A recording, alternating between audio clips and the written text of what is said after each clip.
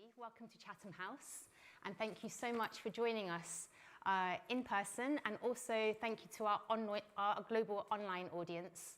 I'm Rashmin Sagu. I'm the director of the International Law Programme here at Chatham House, and we are here today to discuss Russia's use of forced displacement in Ukraine.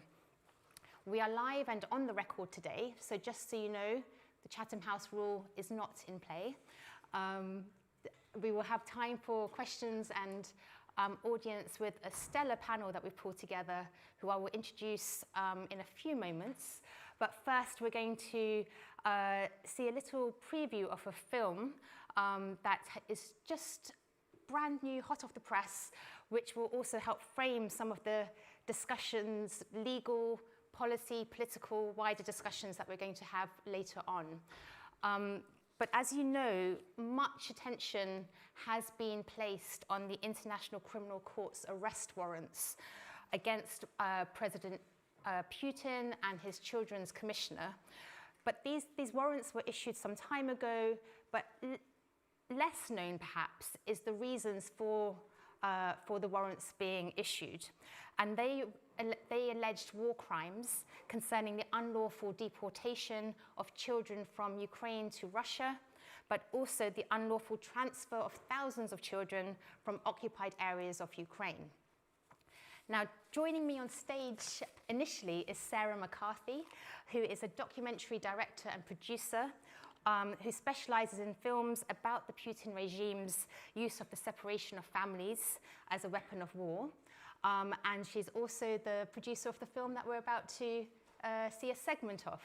So Sarah, I just wondered, would you like to give a few reflections, or you might not want to include too many spoilers, but just a little bit of an introduction to the film? Sure. So thank you so much for having me, Rashmin and James and Chatham House. It's such a pleasure to be here. So I made this film because my mother is Ukrainian, and it's a way of me saying thank you to her for all the meals that she cooked and the tears that she dried and the home that she created for me as a child. And we live in a patriarchal world, and I watched my mother grow into her adulthood and not be particularly valued for the care that she gave me and my brothers. So I have a kind of cell-deep mission to really lift up the stories of Ukrainian femininity and care. And I made this film because I could see that the children who were being illegally deported were very much in the center of the fight between the autocratic nations and the democratic nations. And I'd love to share just a couple of clips with you here today. We're yet to have our world premiere. We've had a couple of preview screenings at the United Nations in Geneva for the UN Committee on the Rights of the Child, who were actually essential in reuniting one of the kids in the film, Veronica, and her grandmother, Vera, and her mother, Nina. And we just had a screening last night in the House of Lords, hosted by former Scotland First Minister, Lord Jack McConnell, and that was a really pretty extraordinary experience. We all laughed and cried and remembered our shared humanity in this pretty dark political moment. Thank you so much for sharing that, because I think in these dark times, it really is important to remember your why, I think. And so you explaining your why for producing this film really helps us understand and put things into context before we get into the wider discussion. So we're going to head off stage for a few moments, and then we'll return with the rest of the panel.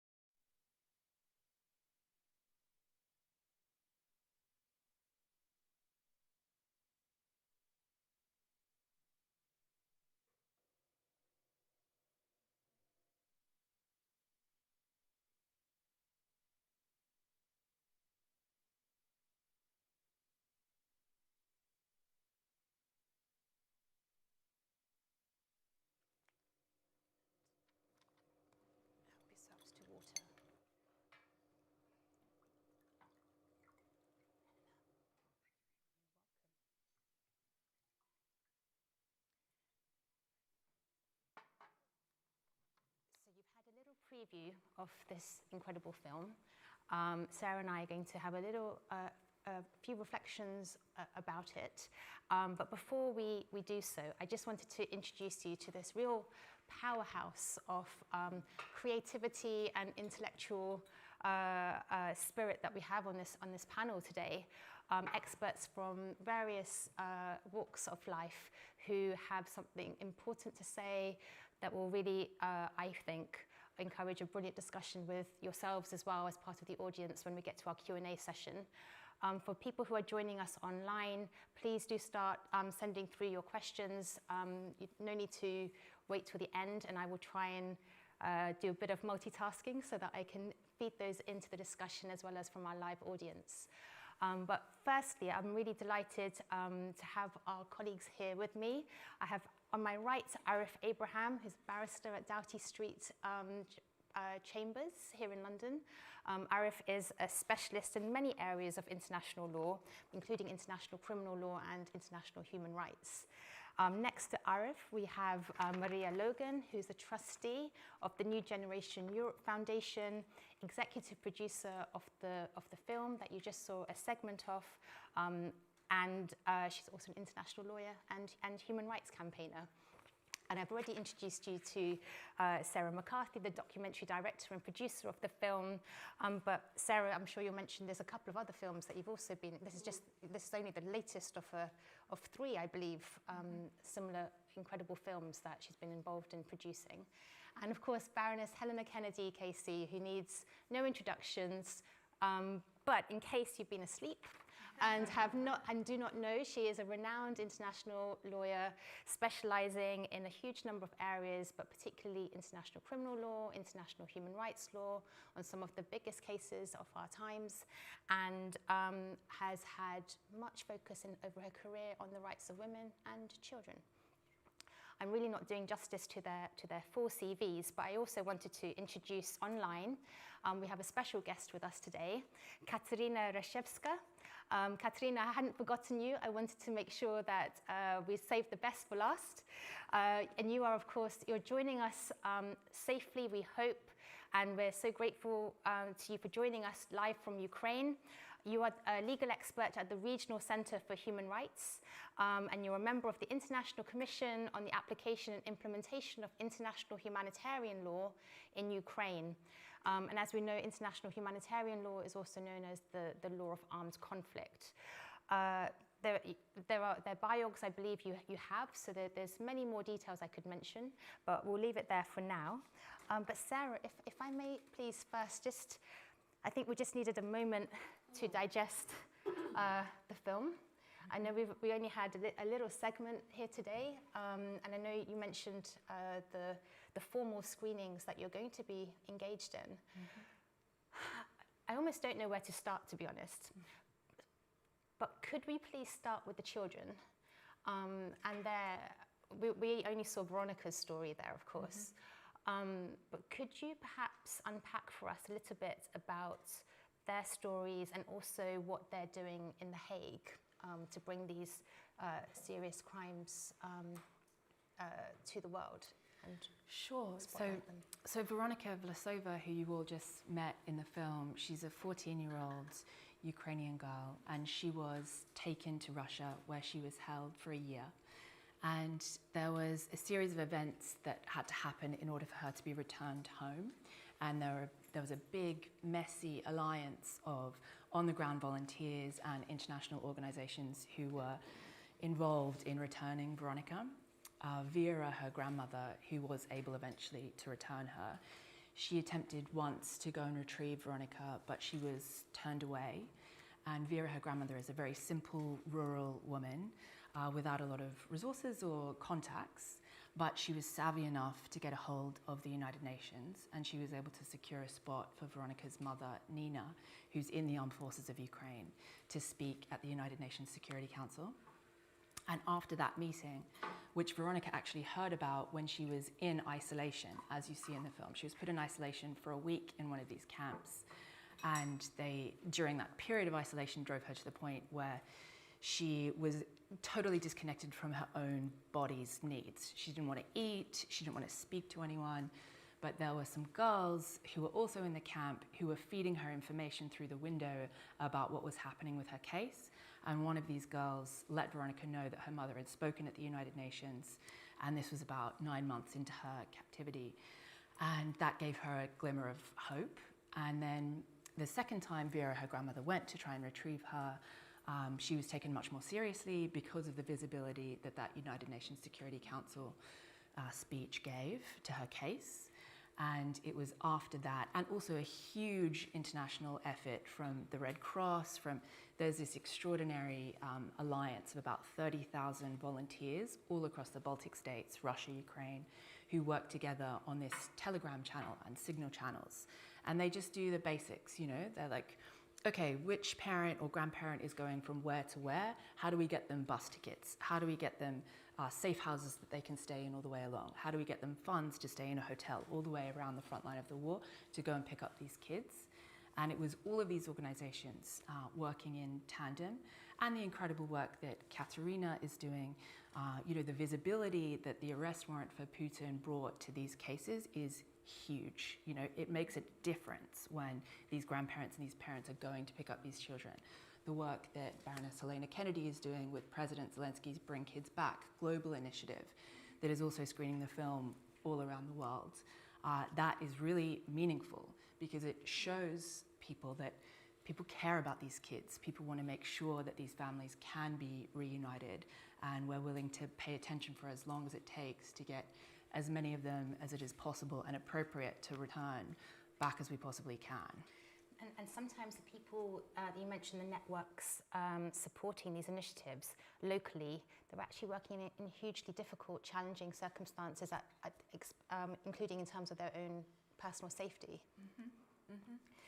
So one of the volunteers who helped Veronica, Nadezhda Rosinskaya, she actually faces treason charges, and Maria's organization is helping defend her. And she faces 20 years in prison for the work that she was doing to advocate for the return of the Ukrainian children, among other activities that Nadezhda was doing. So, and we will, I'm sure, come on to talk about the various crimes beyond the ones we've discussed about forcible transfers and deportation. But if I may ask, just drawing back on my, I guess, my past life in the humanitarian sector, we were always very cautious when working with survivors, especially when telling stories about survivors, about ensuring that they were front and center of the story, that there wasn't a kind of, just to be very sensitive to their needs. And I imagine that, and what comes across in the film is very much that sensitivity and that female energy that you mentioned at the beginning, with this very powerful female-led team that you've pulled together in creating this work. Could you tell us a little bit more about how you managed to get that balance right? Mm-hmm. Sure. So the bulk of my filmmaking team is female, and the bulk of the team around lifting up the stories of Sasha and Veronica is also female. All the therapists at the resort were female, retreat rather, and I think what I love about what happened at that retreat is that these team of women were able to create the safety and the comfort and the nurture that we all crave, you know, as children and as adults. And actually, one of the therapists in the team, Ina Sidoruk, is here today. You see her in the film.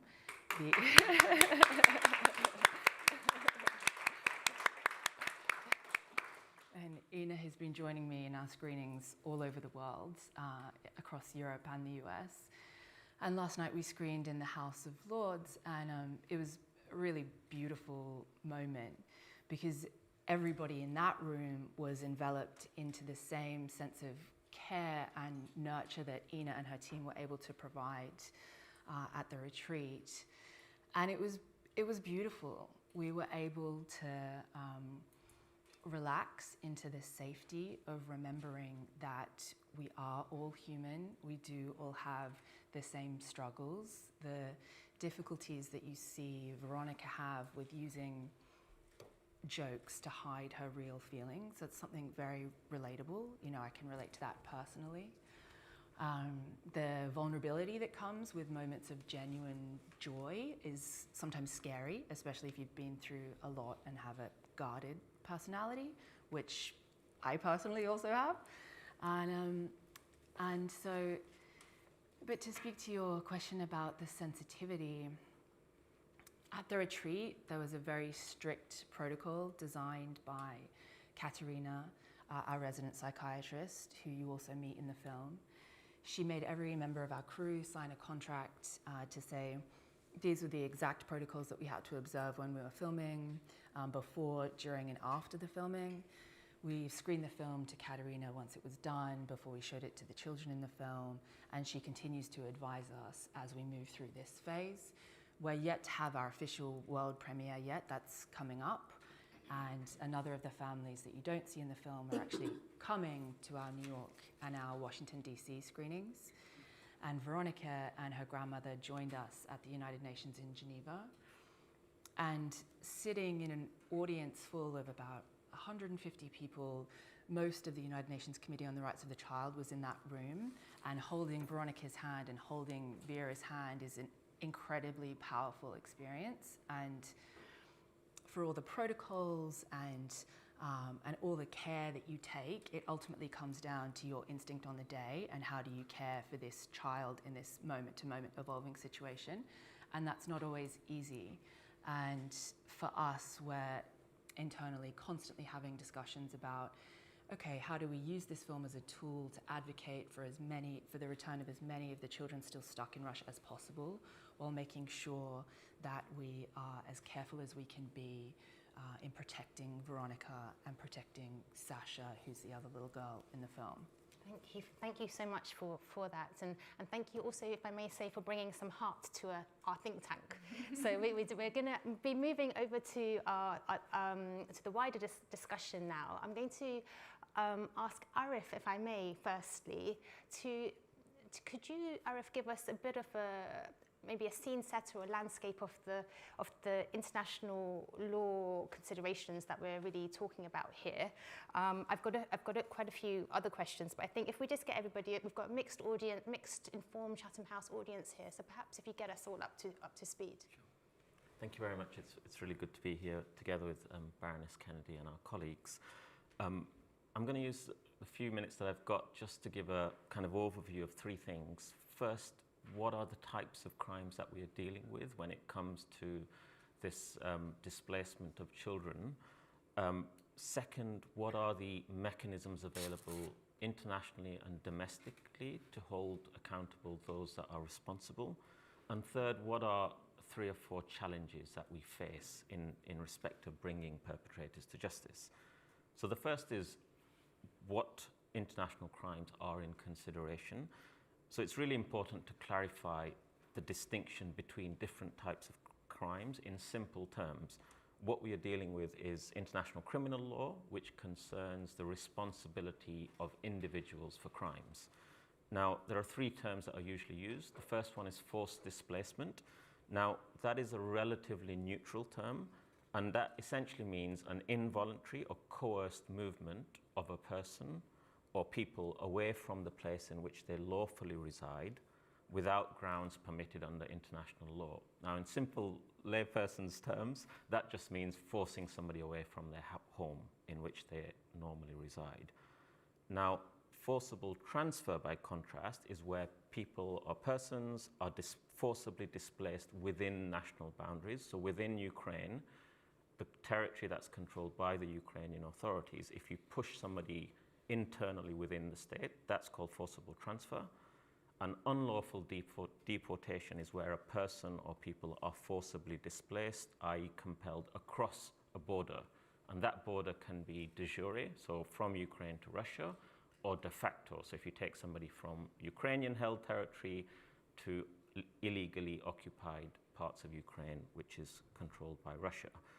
In practice, how do these things happen? So how does unlawful deportation, forcible transfer happen? Usually in 3 ways. Direct expulsion, so you literally take somebody and put them somewhere else. Second, the threat of expulsion, which can take various forms. And then thirdly, which is usually the most common, is what's called creating a coercive environment in which there are various different types of violations of rights and actual other types of crimes, which means that people have no choice but to leave, essentially. So consent, there isn't really a consent question here. Forcible transfer and unlawful deportations are crimes, they're international crimes. They can then fall within three wider categorizations. So war crimes, which are the violations of the laws of war. Crimes against humanity, so that's where a perpetrator conducts what's called a widespread or systematic attack against the civilian population. And there are suggestions that these, in respect of the children, forcible transfer and unlawful deportation could constitute crimes against humanity. Forcible transfer and unlawful deportation are not ordinarily acts of genocide. Sometimes the spectre of genocide is raised, and the reason it's raised is one of the unlawful acts underlying genocide can be the transfer of children from one group to another. Now, genocide it involves various different criteria to be met, and I'm often reluctant to categorize things just simply as genocide, although there is often a desire on the part of victims, on the part of civil society, to categorize as genocide because it's seen as somehow worse or more culpable than the other crimes. But I should clarify that there isn't a hierarchy of crimes. That, I'm so glad you made that point. Yes, that war crimes and crimes against humanity are as heinous as genocide, but perhaps we can come to the complexity in the questions. And just to note for the record that I'm just talking about international criminal law. There are other bodies of law. There's international humanitarian law, which governs the conduct between warring parties. And then there's a whole body of law called international human rights law. And Sarah's mentioned the Child Rights Convention. There's also the European Convention on Human Rights. And these are engaged because the act of transferring children, whether internally or cross borders, raise various different types of rights. So it might be rights of freedom of movement, rights to family and private life, rights not to suffer inhumane and degrading treatment, and there are various mechanisms being utilized. I should highlight that Russia denies these allegations. So they say that they are evacuating children from harm's way. Now, it is true that sometimes it is permitted to have lawful evacuations under certain circumstances. For instance, where you do genuinely fear for the safety or security of civilians, or there are really imperative military reasons. But if you're going to do that, there are then requirements to make sure that that displacement is temporary. It's solely for those compelling reasons related to health or safety. But there must be steps for return of civilians to their home state. There must be steps for family reunification. There must be steps to ensure these children get a proper education in line with where they came from, i.e. a Ukrainian education. And conflict itself is not a permissible reason for forcible transfer or unlawful deportation. And the evidence in the public domain has suggested that none of these reasons advanced by Russia are applicable. In fact, quite the opposite, that the expulsions are either direct or because of the coercive environment that I've explained. I've got probably a limited amount of time. Yeah, but maybe why don't you just give us a little bit of an overview of the challenges to accountability, if so we can make up the time. I can say that in terms of prosecutions, there are really two major bodies that are seized of prosecutions. One is the International Criminal Court, which has already issued arrest warrants for the Child Rights Commissioner, Maria Lvova-Belova, and President Putin for both of those crimes, forcible transfer, unlawful deportation of children.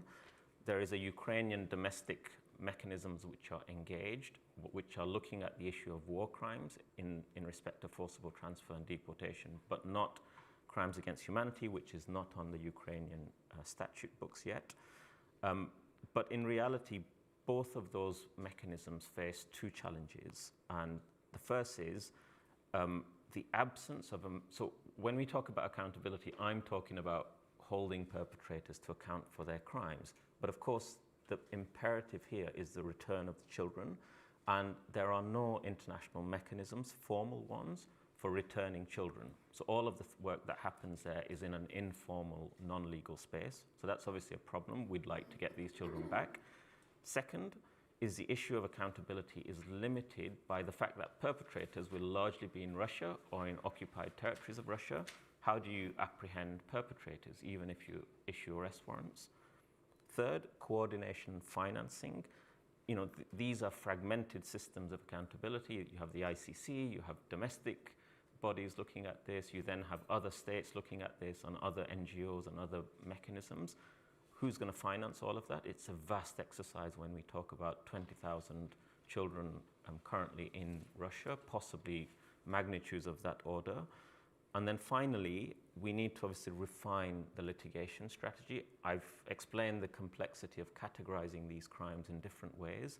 And obviously, if you start putting your attention on genocide, which is an extremely difficult crime to prove, then you detract attention from the war crimes, which are reasonably believed to be occurring, and other types of crimes.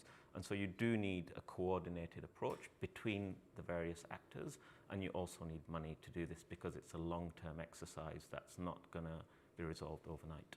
Arif, thank you. That was a superb overview of within a very constrained amount of time. Thank you so much. Katerina, if I may turn to you in Ukraine, I'm not sure how many people in our audience will be familiar with your work in the Regional Centre for Human Rights. So I wondered whether you'd like to give a bit of an overview of that, the practical challenges you're facing as human rights defenders under occupation, and yes, it would be great to hear your initial reflections. Thank you, distinguished audience. First of all, I would like to tell that, of course, it is a pleasure for me to participate in such an important discussion today, because when the lives and the rights of children are at stake, there must be no silent witnesses. Ukrainian children are not collateral damage in this war. Russia targets them deliberately. I see the violation of the rights of the child every day, even in Kiev. Ukrainian children are killed and wounded by Russian drones, bombs and missiles. Kindergartens, schools, hospitals and other critical infrastructure have been destroyed, resulting in almost 3 million children finding themselves in situations of extreme vulnerability. Ukrainian children in occupied territories still be raped, tortured and unlawfully detained by Russian soldiers. Thousands of them have been deported and transferred to Russian families for foster care or adoption. And more than a million are forced to lose their identity, culture, individuality and family ties in occupied territories. Today, we cannot prevent Ukraine from being a country in which children are suffering because of the Russian aggression, but we still can reduce the number of affected children. In 2 weeks, we will celebrate Universal Children's Day and the 35th anniversary of the United Nations Convention of the Rights of the Child. Only through deportation and forcible transfers, the Russian Federation, according to the OSCE Moscow mechanism, violated the rights to identity, education, and participation in cultural life and arts, as well as right to thought, conscience, and religion, the right to liberty and security of Ukrainian children. The cumulative effects of these multiple violations reach the threshold of inhumane treatment, provoking a huge trauma and mental sufferings described in this documentary.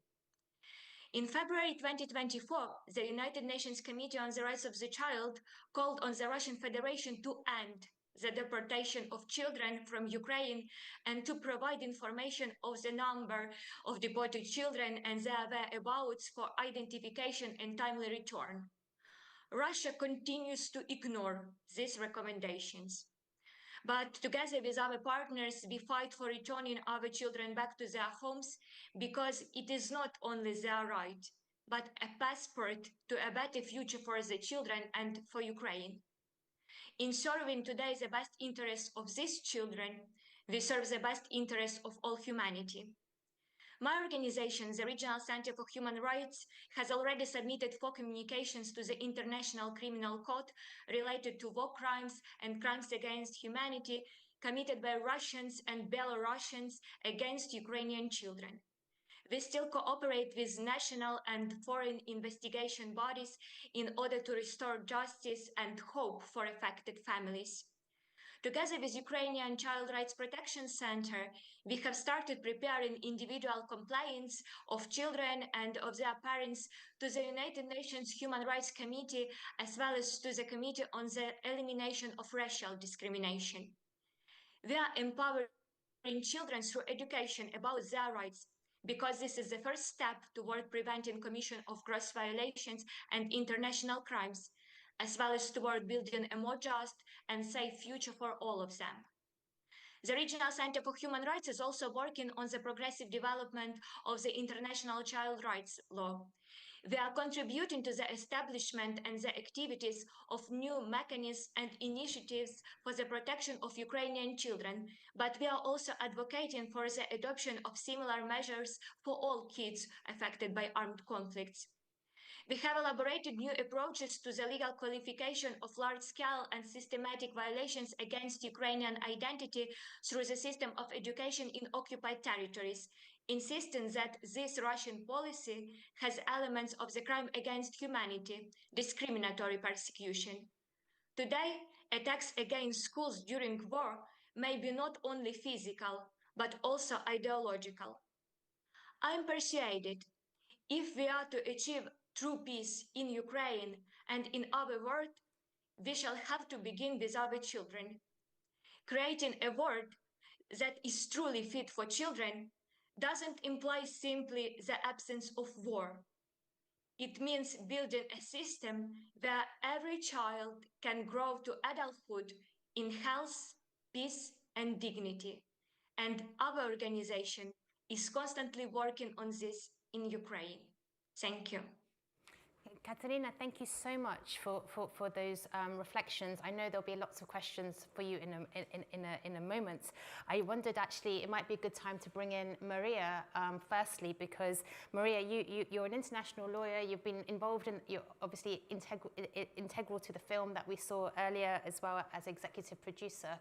But you also have first-hand experience of the practical challenges of family reunification. I wondered, would you like to share your initial thoughts on the film, on some of the points that Katerina mentioned perhaps, or otherwise? Thank you very much, and thank you for having me. So, I mean, this is one of the instances where I'm glad I'm not acting as a lawyer, because this is way too complicated. And I think with so much effort involved in the international level, you know, everyone hearing this say, you know, when are the kids going to come back home? And I think what the foundation, what we did is just try to focus on what we can do now, because the legal matters, legal cases like this, they just take way too long time. And kids grow up, and how these years are going to be compensated to their families, and how kids are going to, some of them don't even remember anymore their parents being put in foster care. So this is a big tragedy, and at the beginning of the war in 2022, we started to receive calls from, as a foundation, receive calls from various volunteer groups inside Russia, because the foundation focuses mainly on supporting civil society in Russia. And those volunteers were reaching out and saying, you know, we're helping families to get to Europe. This was less about the kids, more about Ukrainian refugees trying to get to Europe.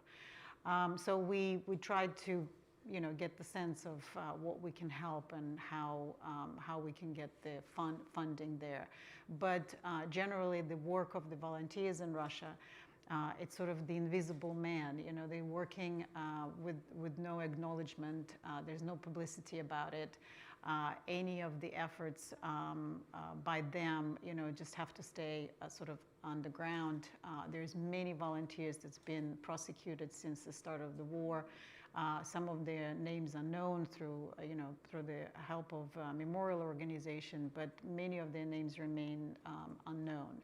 So then after sort of this general wave of helping Ukrainian refugee to get to Europe, we also, you know, there were stories breaking up about the kids, and that was obviously heartbreaking stories. So at that time, Sarah and I worked on another film about the resistance in Russia. And we both said we have to do something about this story because it's big and we need to help these families to get the kids. So, I mean, it took almost a year, over a year a little bit, to get this film done. But there's still thousands of kids that wait to be reunited with families. The story of Nadezhda Rasinskaya, who is facing now 20 years for sponsor of terrorism because helping raise funds for Ukrainian army, and she did that on social media to start with, is considered to be, in aid of terrorism. She's also potentially facing charges of treason, which is going to keep her for life in prison. And it just happened that Foundation supports a human rights program inside Russia that help to defend her. So there are cases like this. Again, they're not well known, but there are, and it's very difficult for, they need help as well.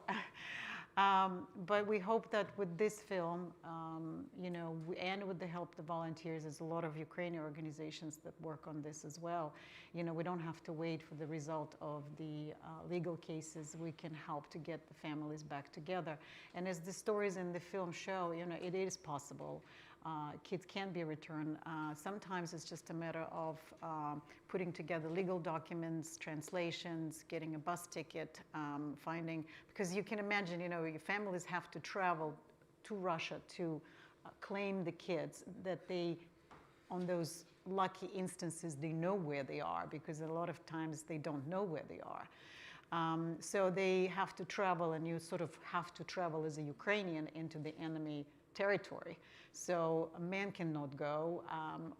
It's normally the case of some relatives or grandparents traveling.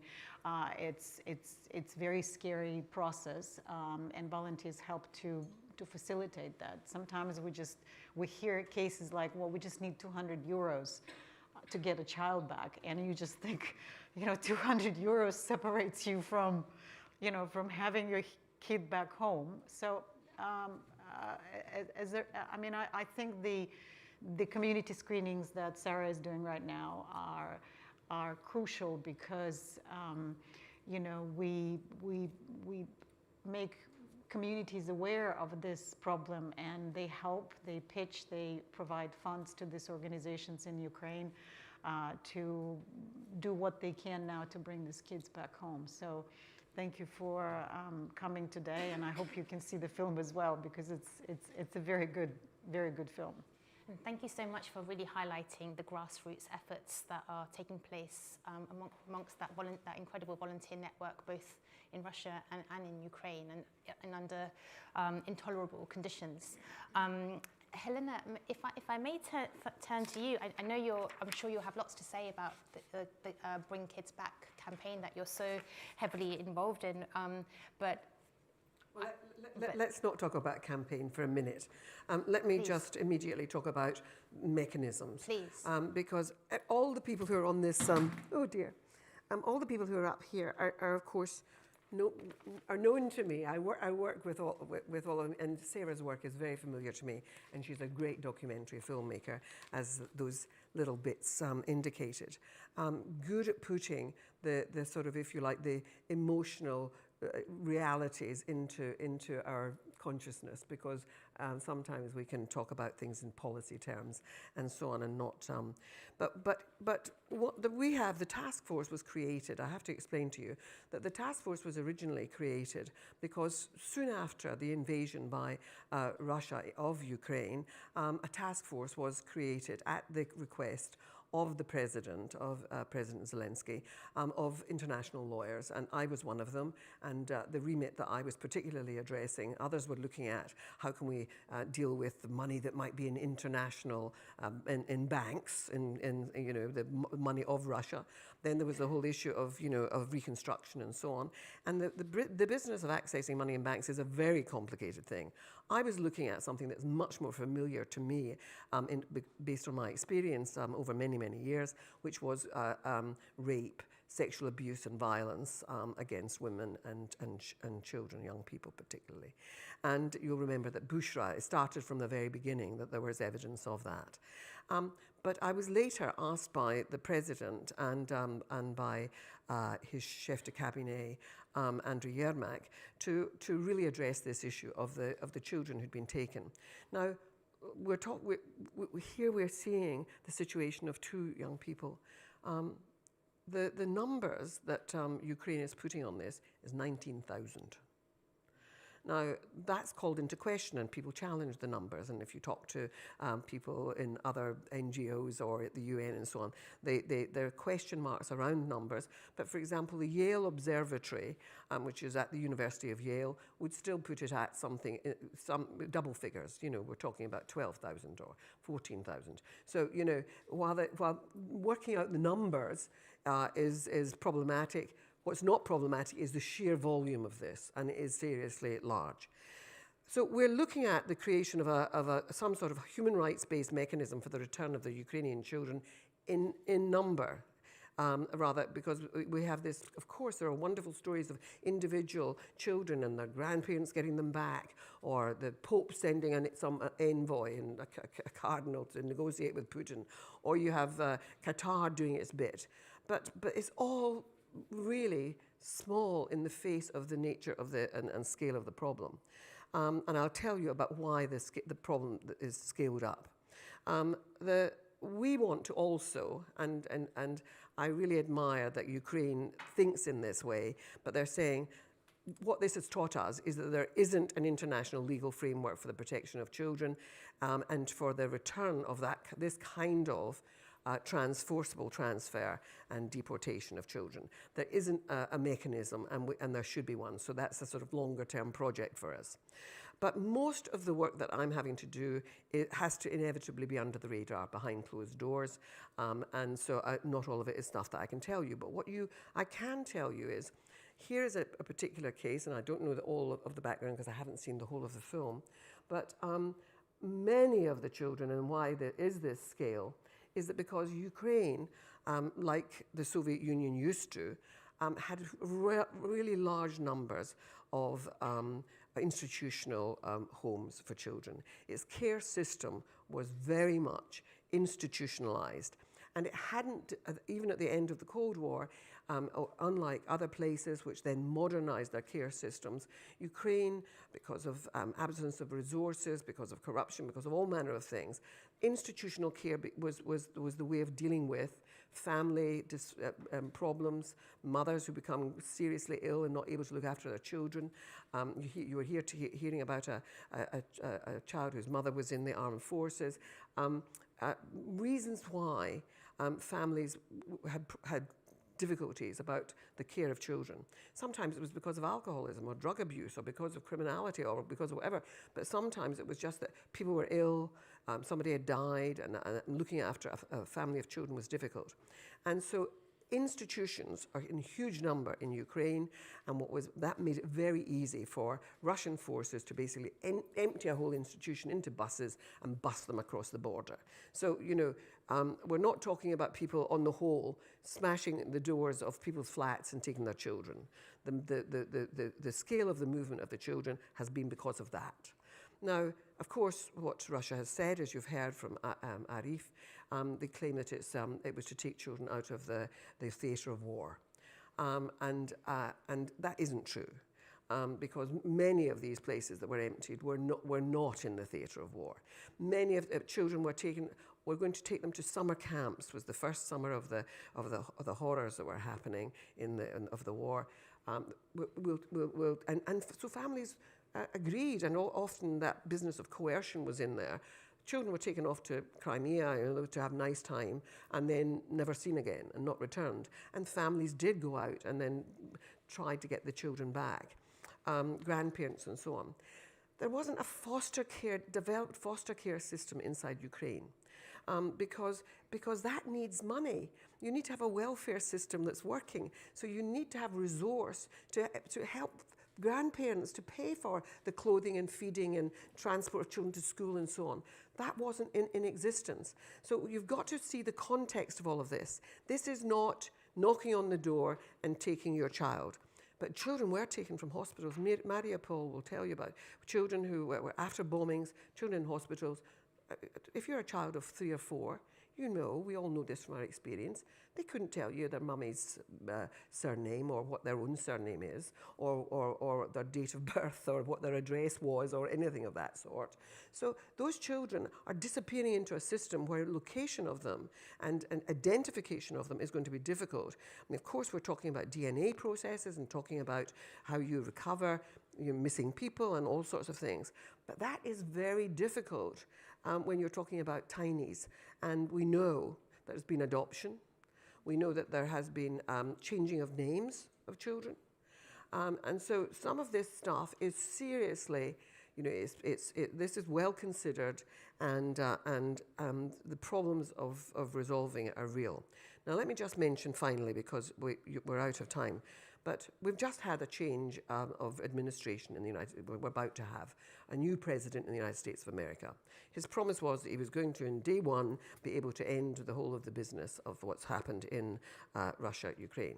Now, I don't think that all was going that well in what was being offered by the Biden administration, because they were very anxious that there shouldn't be sort of bombing, reciprocal bombing of Russia. But more could be done in terms of assisting Ukraine. And so there's going to be a great business around what will Trump do. And what he, of course, is, he's a man who is a transactional business person, and he'll want to do a deal. And so what we have to all have in our minds is, at the forefront of all of this has to be the huge number of children that were moved and their return. That has to be one of the things that is absolutely first and foremost on the table when we're talking about all of this. Because it cannot be, and you ask yourself the question, why did Russia do this? And you have to ask yourself, is it because this was going to be one of the things on the table when you come to eventually the business of the end of a war? You give us Donbass, we'll give you your children. And it won't be all the children, because there's going to be real problems in getting to all of the children. They've been spread against the landmass of Russia is enormous. And the children have been spread far and wide, and we have evidence of that. So all I'm saying to all of you is that a coalition, one of the first things that we did was to create a coalition of nations, and we're trying to persuade people that this is an issue of serious, of the conscience of the world. It's a shared humanitarian imperative. We have to be able to persuade even those countries that say, we don't want to take sides. There were many countries that would not condemn, when there was the resolution at the UN, would not condemn the invasion of Ukraine and remained neutral. And many of them, ex-colonies of the United Kingdom and other places, felt that they were assisted by the old Soviet Union in their struggles against colonialism. They have a sort of residual sort of sense of indebtedness. But you have to speak to those nations by saying, the taking of children is a humanitarian atrocity, because it's taking the future of a people away. And what we know is that those children are being indoctrinated, because we hear it from the children who have returned, that they're being told that there's no such thing as Ukraine, that they're really Russian. And some of the children have been in children's homes, as institutions, which were pretty miserable and wretched. So if they're being treated rather well in Russia, some of them are going to say, I don't want to return. And you have to make sure that it's not Russia that's saying they don't want to come back. You have to have some independent body that will sit with those children, make sure that they're not being coerced, make sure that they're making a free decision, and that they know what the alternatives are, and that it will not mean being returned to institutional care. And so what we're also doing is getting assistance from countries to look at giving real assistance to the creation of the sort of alternative, the sort of thing that is in Sarah's film. How do you, if the many thousands of children, the trauma of being removed from your family, the business of what that does to your identity and so on, the crisis of personality and need for serious therapeutic help is going to be real. And after a war, there are going to be many traumatized people. And how do you provide for that? And so we have to think of how you create a care system that will really deal with the problems these children will have in the aftermath of what they've suffered. And so many of them will be very ambivalent about it, and about their return. So we've got to think this through. We've got to help Ukraine, while it's at war, to also be developing a care system that is what the modern world expects, that you replicate the family life. If parents are dead, and many of them will have lost parents in this horrible war, will they have replica families, people who are willing to foster, but who are given stipends, money to help them to do that? That's what happens in foster systems everywhere else. So this is a problem of real, if you like, real thinking has to be done of a serious kind, and some of it involves social policy as well as legal policy and legal change, and that's what we're seeking to do. Thank you. Thank you so much. I allowed you to go over a little bit purely because it was such an important point on the practical matters that we need to be focusing attentions on right now. And also what I'm going to propose, if the panel will permit me, is we were going to have a little bit of an intra-panel discussion, but I think we'll wrap it up with the Q&A. So if there are reflections you wanted to bring up on each other's points, please feel free when you answer other questions to bring those up. I'm going to first of all, please, in the audience, let me know if you have questions.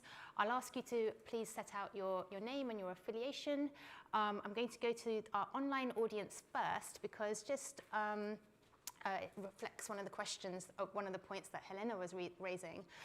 From Margaret Dogby, this is actually, Katerina, for you, a question about US support towards Ukraine with the recent change in government and your reflections on that. I'll come back to you in a moment on that, but just give you a moment to think it through. And then Paul Goodall from RUSI asks, the forced displacement of children and people generally isn't a recent phenomenon. What lessons and actions should be taken before or during before future conflict to prevent such tragic experiences happening in the future? And I'll take one more from the audience for now, and we'll go to the back there, please. Hi, my name is Edgar Dabrowski. I'm a documentary filmmaker, independent. I wanted to ask the Ukrainian side if there's information if there was a try to exchange kids forcefully taken, especially kids whose family are looking for them. Let's separate the two, those who kind of come from orphanages and those who actually have families looking for them, to exchange them for POWs disproportionately, kind of like Israeli system, like say 100 to 1. Say 100 Russian POWs to 1 kid. Has there been negotiations like that publicly? So, do you want to go? Do you want to go for that? The Red Cross deals with prisoners of war, and so the whole business of that goes through the Red Cross, who maintain their neutrality very, very determinedly.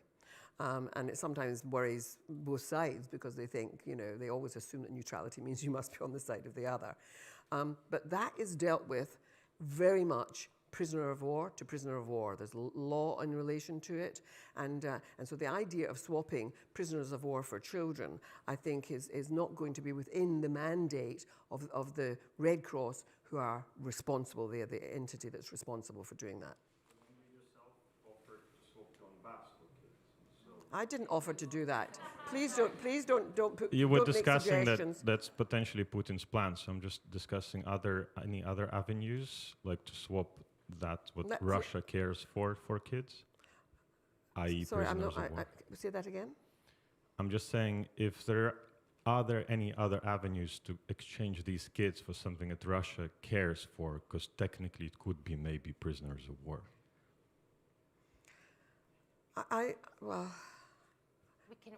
Ukraine has not taken Russia's children, so there isn't an obvious exchange thing. Spies? Russia may have, in most of its embassies around the world, will have intelligence officers, and we might think of as spies. But I don't think that's the way to go. The way to go is to call upon the world to say, this is an absolute humanitarian disgrace to be taking the children. And you get pressure coming from, at the moment, the global south is holding itself apart. And if you can persuade the global south into this discussion about the seizure of children, That's very important. Let me give you examples. You've asked the question, or somebody asked a question about, have we in the past seen this happening? Of course, taking of children has happened in the past. We've seen it in Nigeria recently with the whole business of non-state actors taking girls and so on, and the seizure of the, you remember that whole campaign, Michelle Obama and so on, saying we want our girls back. So taking of children, the abuses of children in conflict, we've seen it all across Latin America.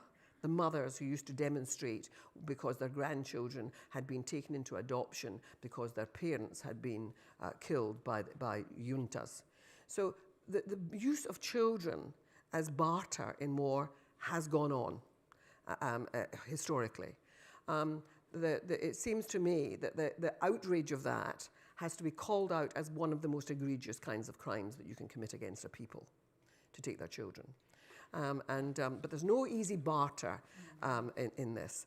At the end, if Trump comes in and starts wanting to negotiate, all I'm saying is I want to make sure that the business of talking about the children is not something that's not on his table. Well, this is a man who's also separated parents and children at the American border. There remain hundreds of children who are still separated from their parents. It was a matter of policy to not take accurate data and to not give resources to try and reunite those children. You know, it's much smaller than the 20,000, 12,000, 14,000, whatever the scale is. It's much smaller than that, but this is a factor in the discussions as we move forward. And I'm fascinated to see how Trump is going to deal with the conversations between Zelensky and Putin in this moment. What is that going to look like?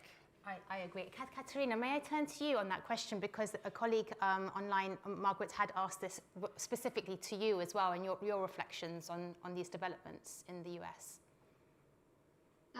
First of all, thank you for this question.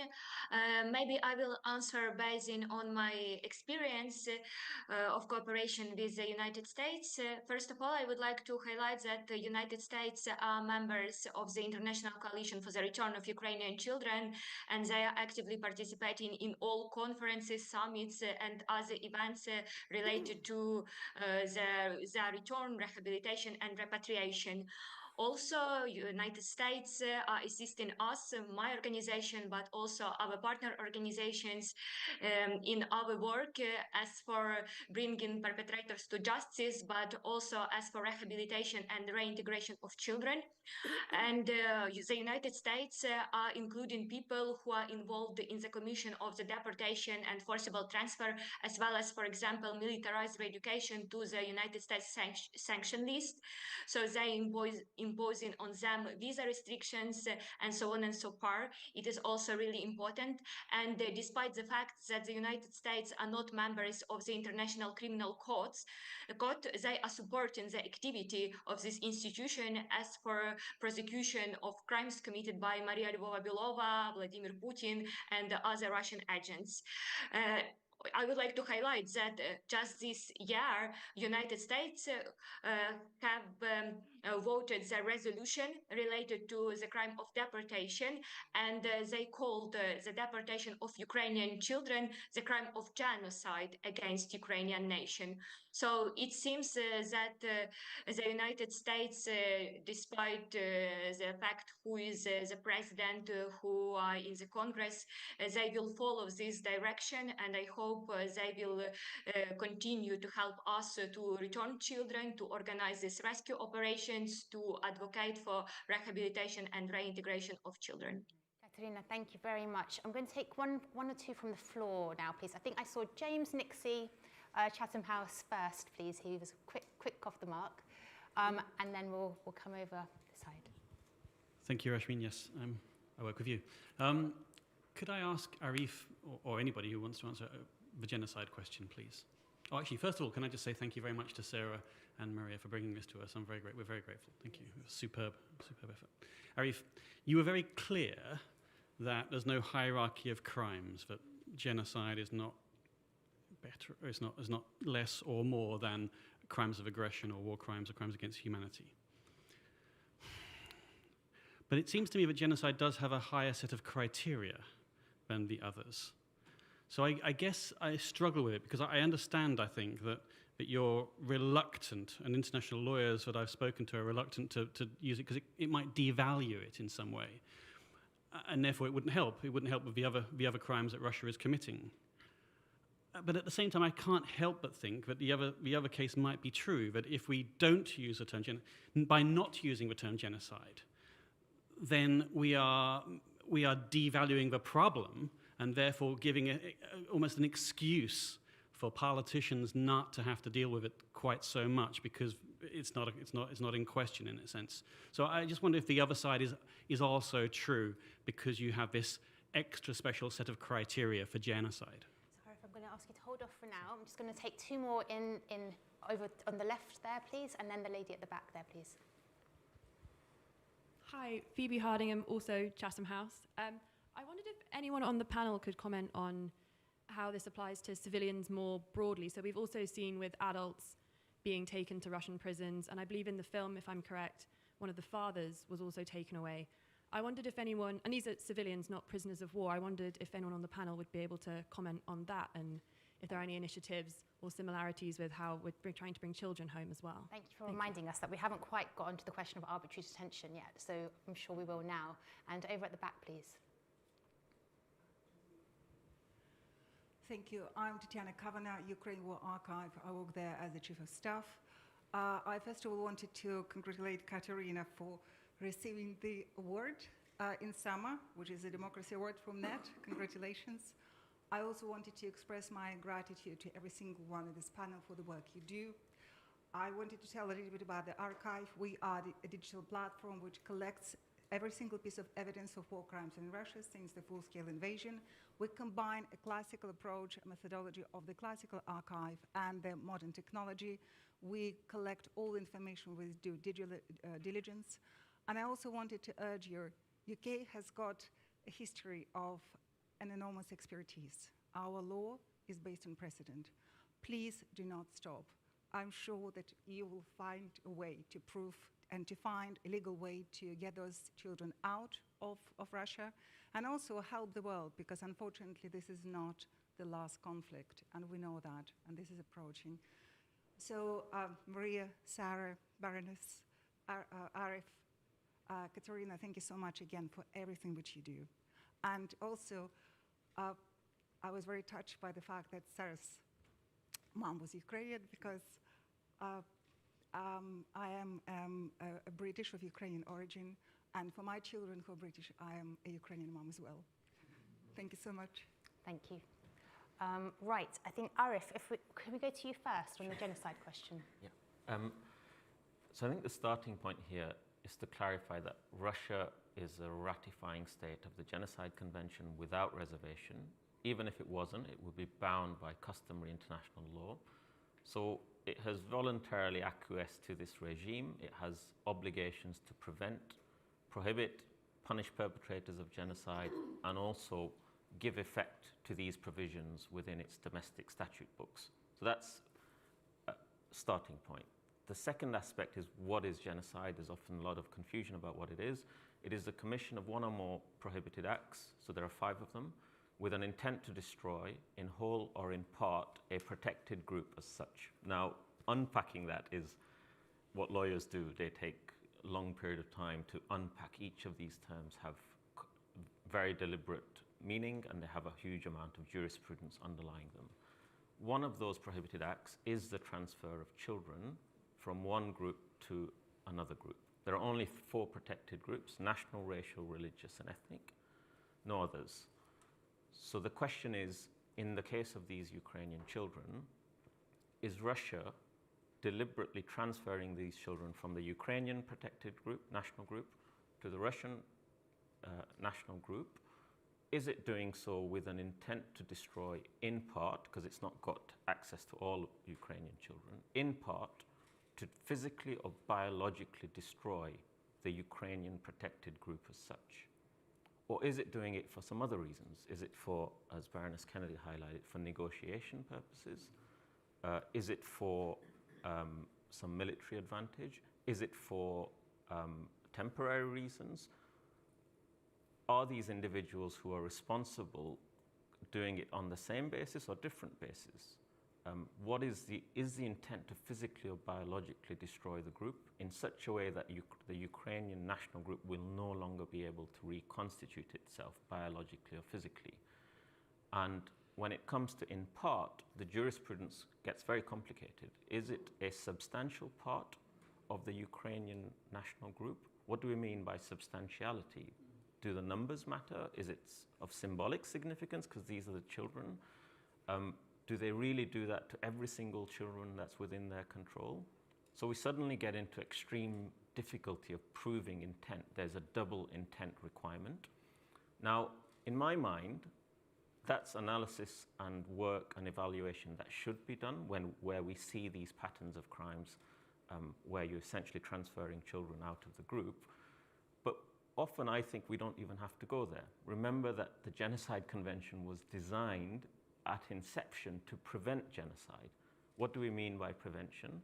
The jurisprudence says that prevention is the instant any state learns that there is a serious risk of genocide, that there is a serious risk is essentially said by identifying, is it the case that we can identify that genocide may or may not occur?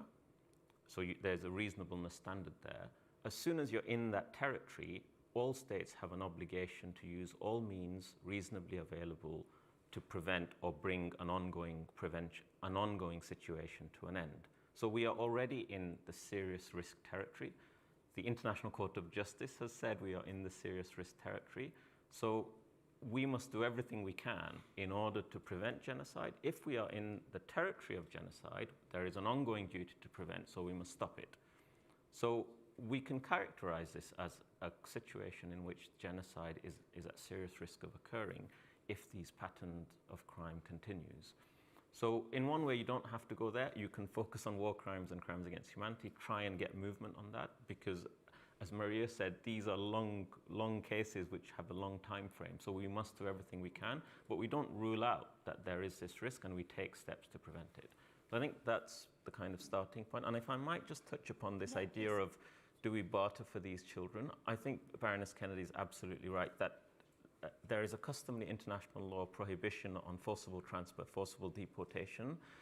All states under custom have obligations to essentially not assist or aid that situation. They have obligations to bring that situation to an end. They have obligations to use their diplomatic offices to change that situation.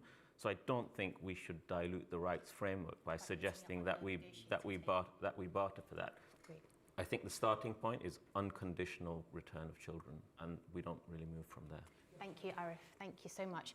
I've got quickly, and then I've got a couple of online questions. Is that there are going to be mixed intentions in all of this. I mentioned the business of a potential one in relation to negotiation. But for example, many of my colleagues in Ukraine, whom I work with, say there's also a sense in which there is the Russians are missing out on Slavic children.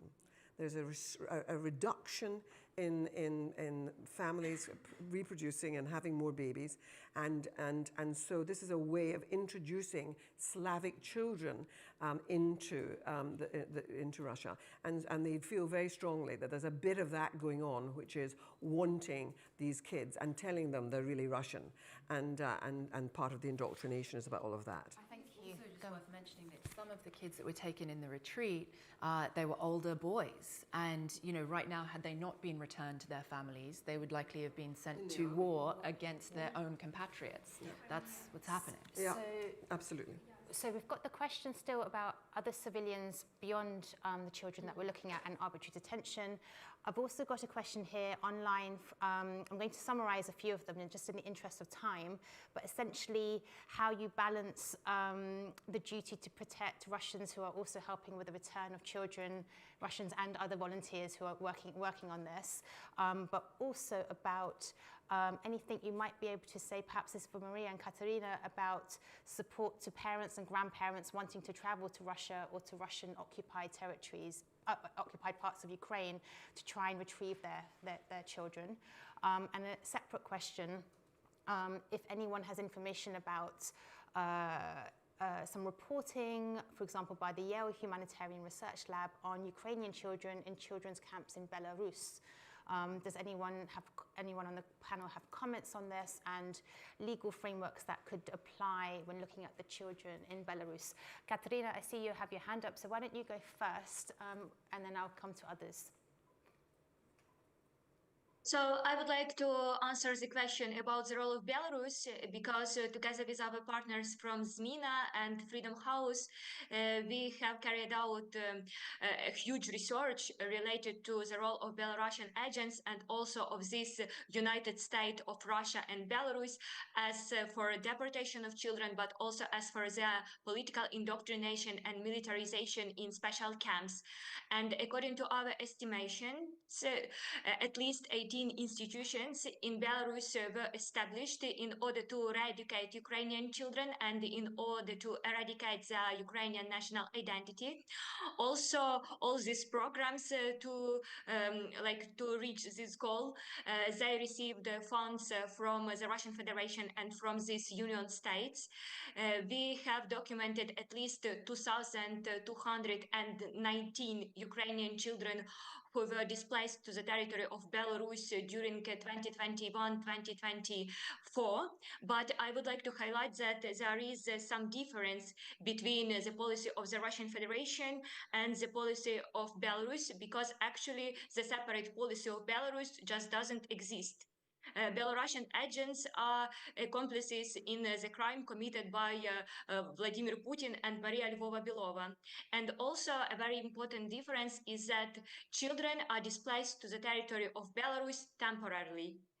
We are not able to prove whether it was made under coercion or not, because we found documents with the so-called parents' consent, because mostly these children have blood parents or other legal guardians. But of course, the atmosphere of fear and persecution in occupied territories and also categories of these children sent to Belarus, for example, these are like children with disabilities, children from vulnerable families, children whose parents were sent to fight against Ukraine on the side of the Russian Federation.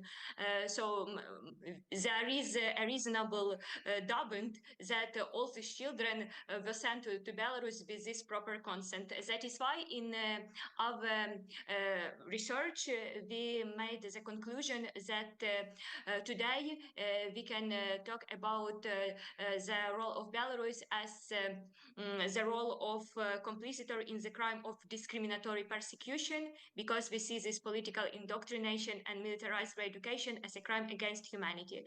As for deportation, unfortunately, this hypothesis was not proved by us.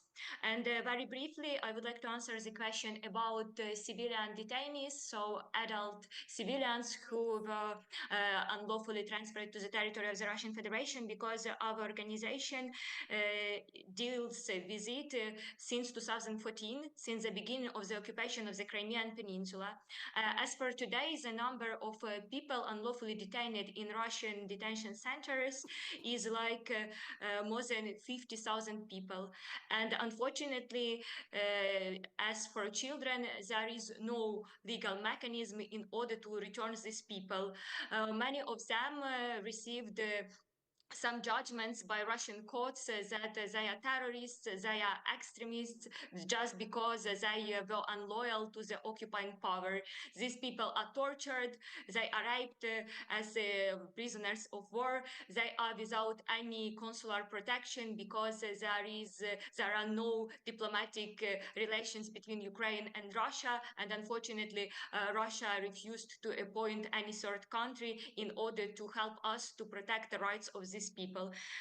That is why the situation is very difficult, but I'm really happy that just 1 week ago in Canada, in Montreal, the representatives of our state and also of more than 70 states and international organizations, they agreed on the so-called joint communique, so with Montreal obligations, and they agreed how to help at least to raise awareness about this difficult situation of Ukrainian civilian detainees, and also how to find partners, especially in the countries of Global South, in order to negotiate with Russia the process of their return.